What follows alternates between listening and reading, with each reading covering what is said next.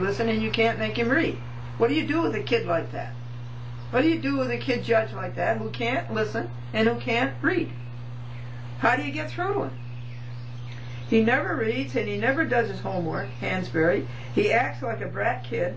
Glendora told him the gravamen in court January the 25th, 07. He missed it entirely, so he wrote it out in a post-trial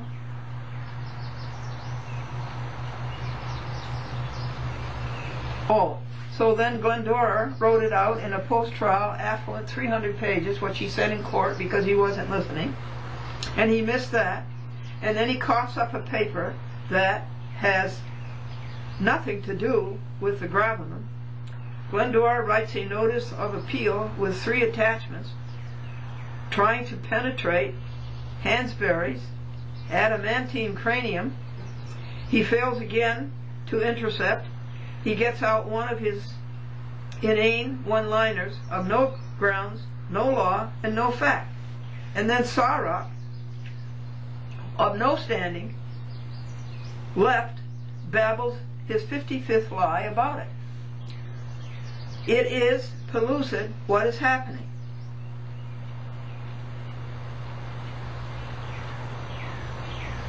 They kid only themselves. The rest of us are not fooled, and the record is here. It's here on paper, it's here on TV, and it's all around the world 24 hours a day on www.youtube.com/Glendora.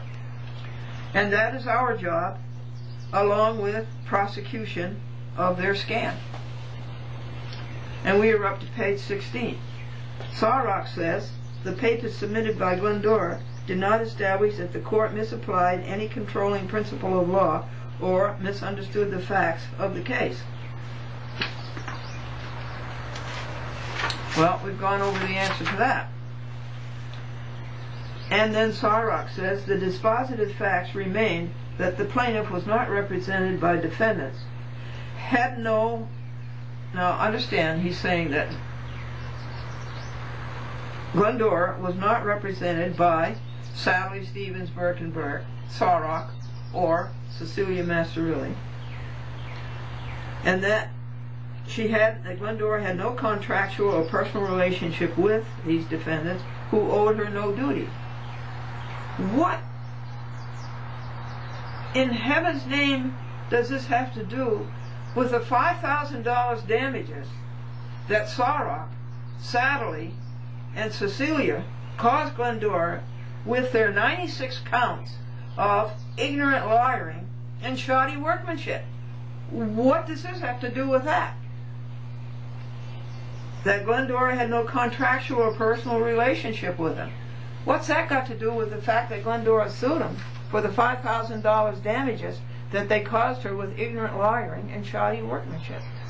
You know, it takes work, and it takes time, and it takes money to oppose their lies and to keep the record straight. And that's what they were sued for. The damages they caused Glendora with 96 counts of ignorant lawyering and shoddy workmanship. They should not be allowed to do that, and I'm out to get them all in jail. Psychiatric examinations of these people must be ordered. For writing anything like that, Hansbury should be psychiatrically examined forthwith. This is plain dementia.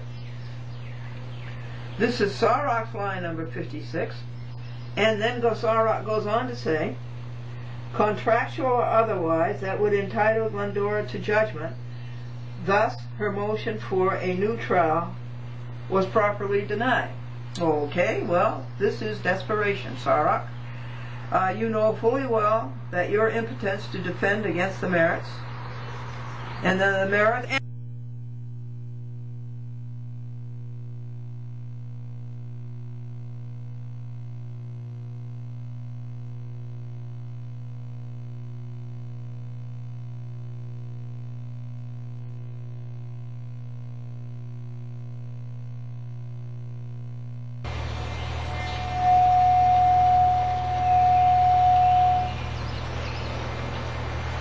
Okay, you're saying something.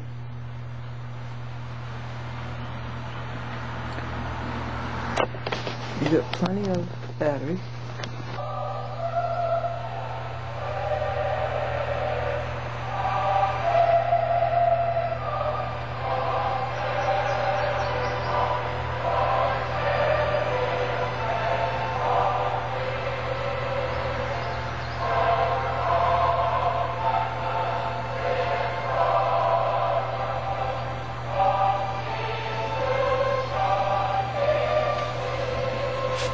Hi there, everybody.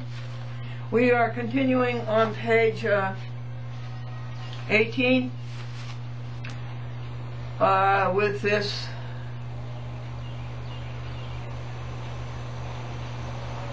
record of the lies by Walter A. Sarrock, a liar for hire, a lawyer, a liar for hire law firm, sadly Stevens, Burke and Burt, totally of no substance, of their accessory, Cecilia Masterilli, Cablevision Peak Scale, Joey Zasper, who's a hanger-on of some kind, and of John Bryan Hansbury, City Judge, White Plains City Court, Westchester County, State of New York, United States of America. And Sarrock writes, the dispositive facts remained that Glendora was not represented by defendants, had no contractual or personal relationship with defendants, and who owed her no duty. This is dementia. These people must be ordered to undergo psychiatric examinations. This had nothing to do with the case. The gravamen of the case was Glendora sued Sarrock and sadly Stevens, Burke and Burke and Cecilia Masterilli for damages of $5,000 for the unnecessary time, ergs, and dollars they caused Glendora with 96 counts of ignorant lawyering and shoddy workmanship. It costs money to set the record straight that they lie about and that they make mistakes about. That was the gravamen. What does not represented by Sadly or Sarrock or Cecilia, had no contractual or personal relationship with them, and owed her no duty. What does my gravamen that I just explained to you have to do with this? Nothing. It is dementia. Psychiatric examinations are demanded. Glendora says, what in heaven's name does this have to do with the $5,000 damages that Sarrock, Sadly, and Masterilli caused Glendora with their 96 counts of ignorant lawyering and shoddy workmanship? Psychiatric examinations of these peoples must be ordered forthwith. This is plain dementia. This is Sarrock's line number 56, and then Sarrock continues his sentence, contractual or otherwise, that would entitle Glendora to judgment. Thus her motion for a new trial was properly denied. A, this is desperation, Glendora says. B, they know fully well that they're impotent to defend against the merits. They know fully well that the merits are sound, undisputable, and established on record. So, like kids, they look the other way and adumbrate. Face it, people, you are caught, and you are caught badly. And I'm talking to you, John Bryan Hansbury, Walter Sarrock, Sadly Stevens, Jerk and Jerk, Zoe Jasper. And Sarrock says on page 19 that the motion for re-argument should be denied as she has not identified any law or facts that were overlooked or misapprehended. Glendora says, oh, she only identified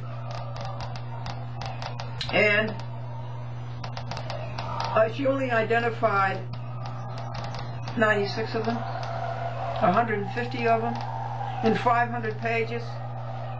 So Sarrock just lies and lies and lies It is a sad thing that they cannot read. This is Sarok's lie number 57, and it is repetition and ad infinitum and ad nauseam, just as he repeated when he asked the court for the same relief twice. A no-no. Repetition, repetition, repetition. Desperation, desperation, desperation. Dried up and desiccated. And Sarok says, instead, she merely repeats arguments made in support of her motion for a new trial. A. Sarok is in default. B. Sarok has no standing. C. Sarok is a co-defendant and cannot represent defendant Satterley nor defendant Masterilli. D. The door is slammed shut on Sarok. And we are up to page 20.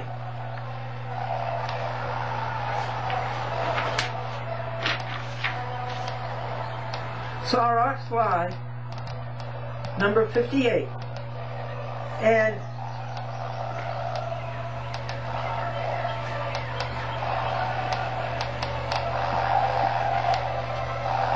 hi, Greg Washburn.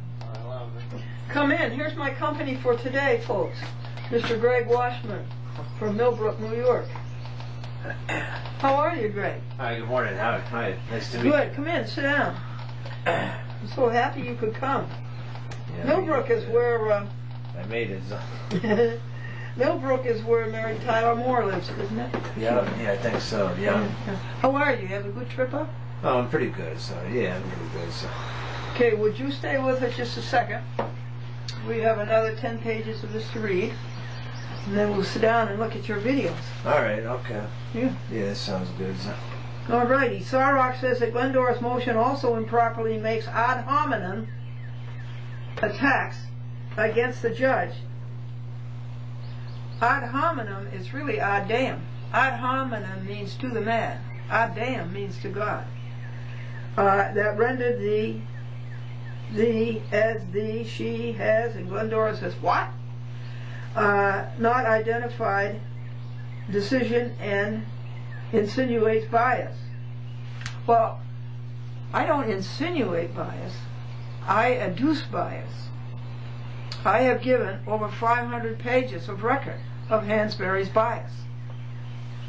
And that's against the Constitution of the United States and against the state of New York. And so Sarok continues in his obsequious way, servile, fulsome, and it is not ad hominem, it is ad deum. Ad hominem is the least of Hansbury's worries. Glendora and company are going after his job, his pension, and his career change. Excuse me, bias, unquote, quote, or quote, unquote, is the understatement of the new year. Rank prejudice of no finesse is the fact. Sarok shows us no dexterity in the exercise of his mental faculties. His addled signature is coming up, and that's a clue to the same. We are up to page 21, and let us rejoice about something. For 9:45 a.m. we rejoice for the beautiful new leaves and for the beautiful new grass, and we rejoice for good weather. It's ahead of us. The bad weather is behind us. We're up to page 21, Kappa, paragraph 53. Glendora says we are on the last page of Sarok's hackneyed paper of no readiness and no invention and no execution. This is what Sarok says. Let me just show you how this is set up. You have to refute him line by line, paragraph by paragraph, phrase by phrase. He says, has, however, are wholly conclusory and need not be considered by the court. And then he throws out, see, Tornheim versus Tornheim. Well, let me tell you, folks, that Tornheim is not a law. It's just another bad decision by another bad judge. Sebastian, I'd like to have you meet Greg. Greg, this is Sebastian. Sebastian, this is Greg. Well, I don't think that was very polite, Sebastian. He turned his back and went outdoors. Anyway, when Sarok says that Glendora is conclusory, I think you can make a judgment as to who and what are conclusory. Hansbury is conclusory. Sarok is conclusory. And remember that Sarok has no standing anyway. Glendora says, an adequate summary of every paper Sarrock and Hansbury have put out this year, 2007 Anno Domini, is conclusory. Quote, need not be considered by the court, unquote. Hansbury is in enough trouble not considering. And Sarrock never refuses entrance to platitudes, hackneyed, worn-out phrases, overworked, to bare meaningless bone on bone. How is this alphosis by Sarrock a memorandum of law, even if he did have standing? He is in default, too scared to show up at his own trial.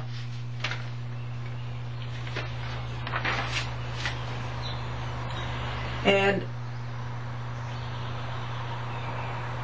he's the one who said, we want to preserve our right to trial, and then he didn't even go to the trial. He was too scared. This is a point on the good side, and it is valid fact put to good use. And who is we, by the way?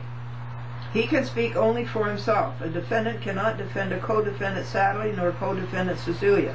Cecilia still cannot cable cast right.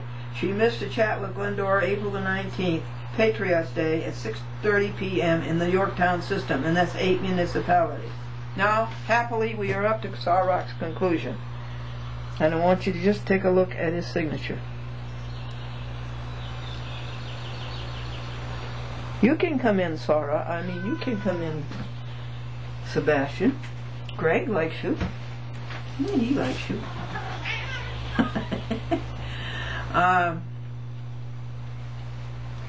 And so Sarrock says, for the foregoing reasons, and Glendora says hardly, the defendants, and he doesn't represent the defendants, he's speaking only for himself, and he's speaking too late, respectfully, and Glendora crosses out respectfully. It's not respectfully when you tell 70 lies. He says respectfully aver, and that's perjury,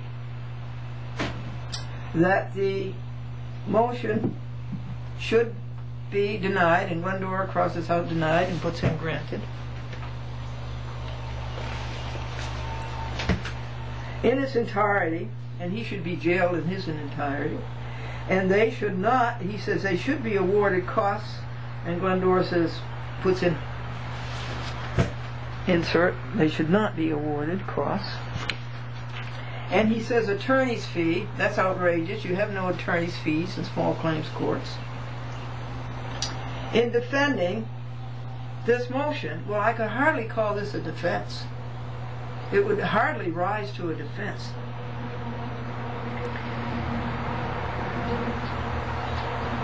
And he dated this on April the 23rd, and Glendora received it on May the 5th, 15 days later. And now I want to talk to you about, well, and then I say no acumen, and about his signature. And his signature changes every paper. Have you noticed that in the past 4 papers? His signature is always different. And he does not hide, his signature does not hide what's in his mind, and that is unsound, confused, empty, and muddled. Like Callaghy, Jasper, Sadly, Hansbury, Sarrock ends not with a bang, but with a whimper. And paragraph 58 onward is reserved. And now we are up to page 24. Glendora used to reprove gently, kindly, but seriously, and now it is solely seriously. Both Sarrock and Hansbury have perjured their oaths. This is if they ever took one.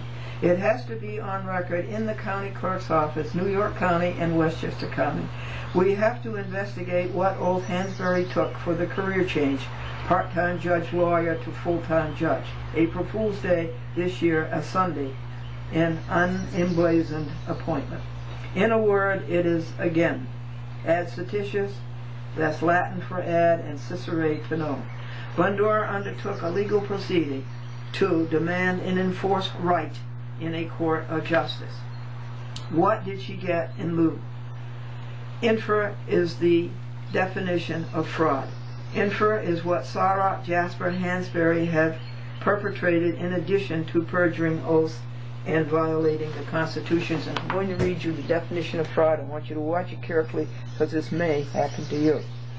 Has anybody ever to you made you rely upon them with an intentional perversion of truth for the purpose of inducing you to part with some valuable thing belonging to you, or to surrender a legal right, or a false representation of a matter of fact, whether by words or by conduct, by false or misleading allegations, or by concealment of that which should have been disclosed, which deceives and is intended to deceive, so that you shall act upon it to your legal injury. Has anybody ever done that to you? That is fraud. Hansbury has committed fraud. Sarok has committed fraud. Sadly, Stevens, Birkenberg, Jasper, and Callaghan have committed fraud. So have the 6 judges on the appeals court, 9th Judicial District. Glendora says, take notice as to continuity of judges. And this is an admonition. In White Plains City Court, they change from one judge to another. They flop around. They go from Hansbury to Press to Hansbury. Well, don't you do that.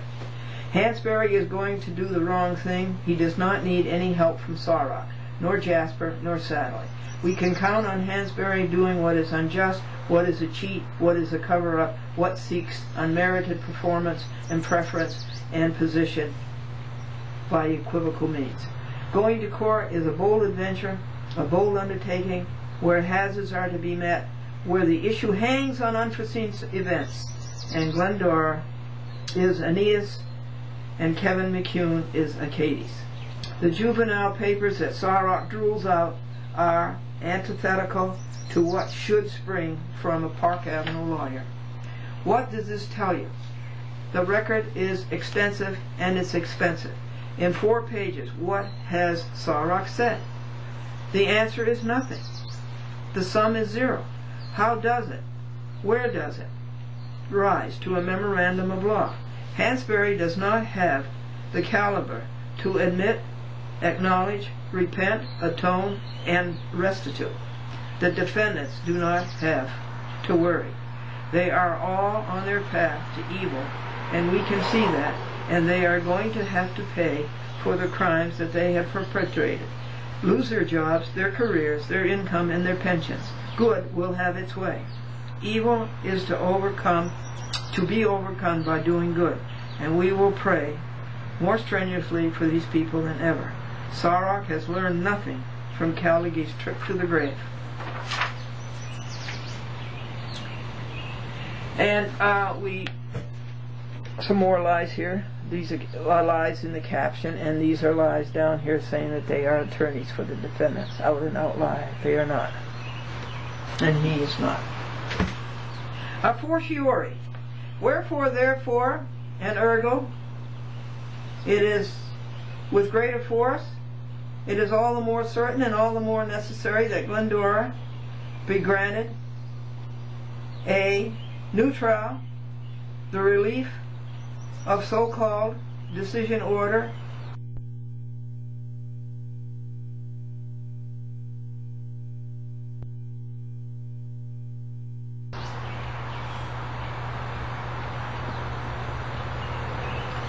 and that alternatively the $5,020 be released to her, that she be awarded on the 96 counts of ignorant lawyering and shoddy workmanship of Sarok, Sadly, Stevens, Birkenberg, Masterilli, and Jasper. Under penalty of perjury, Glendora joyfully proclaims that she has told the truth, the whole truth, and nothing but the truth, so help her God. And further, under the same, she affirms as a matter of positive knowledge that she served the within 36 pages upon Defendant Appellee Sarok, Defendant Appellee Sadly, Stevens, Birkenberg, Defendant Appellee Masterilli, all in separate envelopes, to Delfino and the common Council of the City of White Plains, upon Hansbury, upon the Clerk of the Court, Small Claims, upon Kevin McCune, and upon the Commission on Judicial Conduct, and upon Judith Kay, the Chief Judge of the State of New York. And the date of service was May the 11th, 2007, by U.S. First Class Mail, and this is dated May the 11th, 2007, in the State of New York. Yours in truth, in amor patriae, love of one's country, in amor New Yorki, love of the State of New York, and in disgust at the demoralization of judges, clerks, and lawyers. And it is signed Glendora, and this happens to be a signature you can read.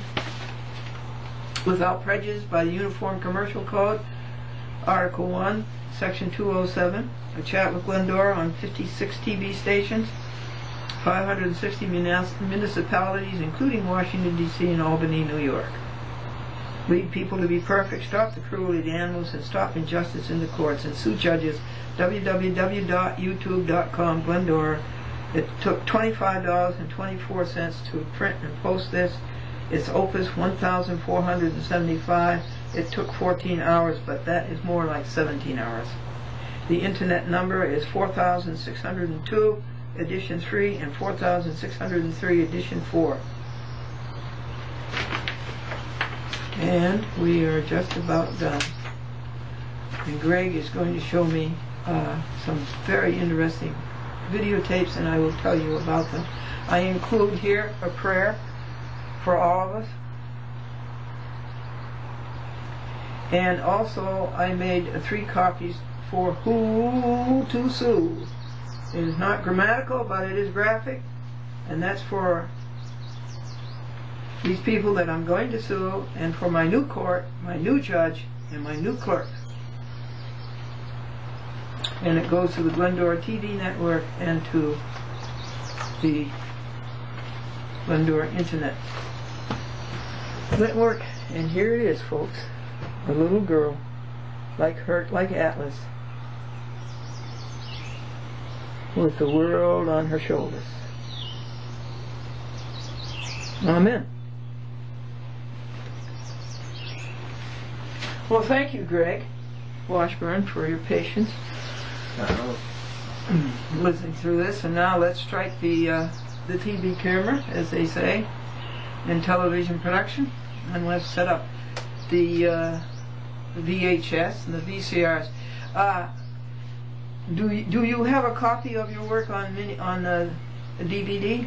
No, I don't. Would you like a copy someday if I can make it for you? Sure, yeah. You would like that, huh? Sure, yeah. Okay, I'll try to arrange that. Okay, everybody, keep the courage flaming, and remember what the man says, money talks, and he says, right now, mine is saying goodbye.